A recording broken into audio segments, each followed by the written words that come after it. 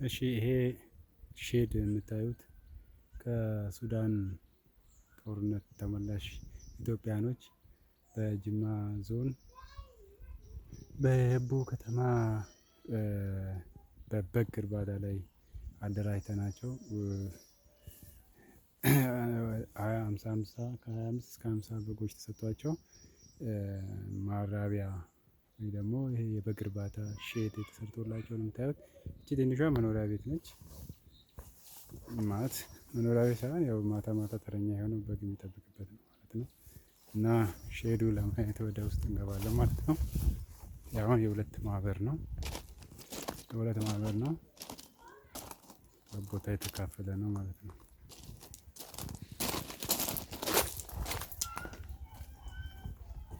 አከብጅት አለ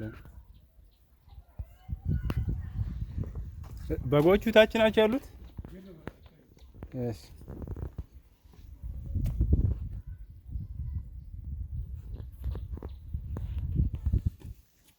እንደምታዩት እንግዲህ አሁን በጎቹ ወደ ውጭ ወጥተዋል።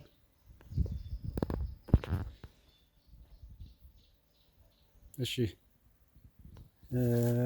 ከሼዱ መልስ እንግዲህ በጎቹ ወዳሉበት እንሄዳለን ማለት ነው።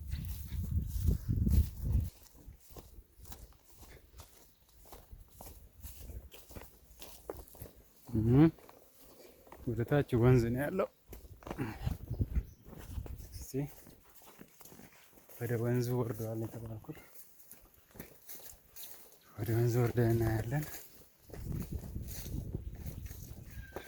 ባይዘው 9 አይነት ቢዝነስ ታይፕ ነው በ9 አይነት ቢዝነስ ታይፕ ነው ያደራጀናቸው። የበግ እርባታው 3ቱ ግሩፕ 2ቱ እዚህ ነው ያለው ማለት ነው። ይሄ ባይዘው እንደምታዩት በዚህ ታች ወንዝ ነው።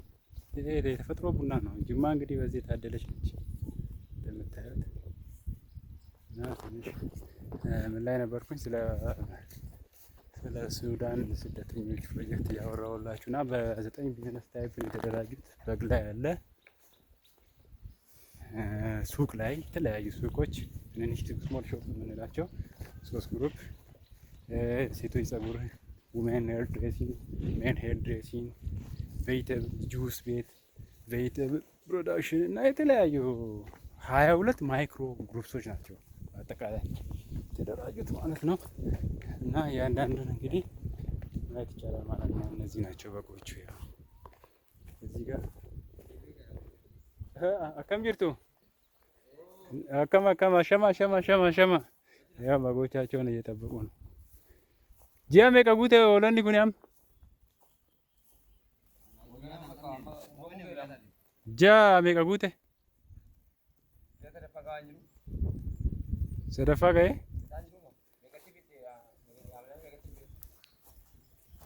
ማሬ ኦቶ ማሌ ጂያሳን ቤኪኒ ማሊፍ ጉርጉረን የተኒ ገድ ኤርጋና ቀቀቤ ዱፌ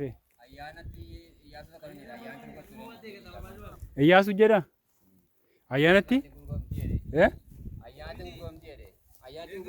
እያሱ ትስኒን ጀደ እያሱ መቱ ስኒን ጀደ ረኪና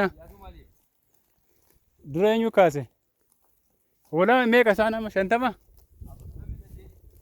ለመንዱዬ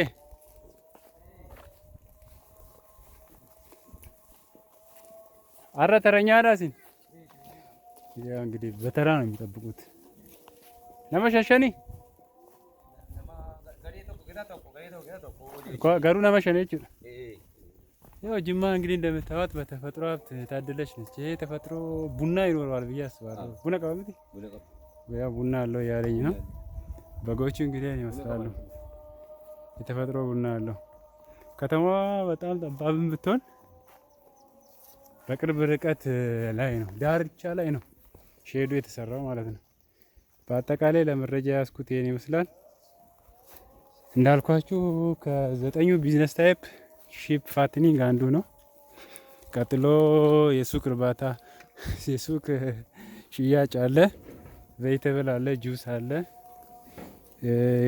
9 አይነት ቢዝነስ ታይፕ ነው። 12 ማይክሮ ግሩፖች ናቸው የተደራጁት ማለት ነው። ሁሉም ወደ ስራ ገብተዋል። ጁስ ቤት፣ ባልትናና የቀሩት ሱቅ ስራ ጀምሯል ኦልሬዲ ማለት እና ስራ አለኝ ብሎ እንዲያስቡ ከተደረገ አንድ ነገር ነው ማለት ነው። እንግዲህ እነዚህ አሁን ትርፉንና ምኑን ወደፊት ያውቁታል ማለት ነው። እንደ መደበሪያ ሆናቸዋል ጭምር። እናመሰግናለን።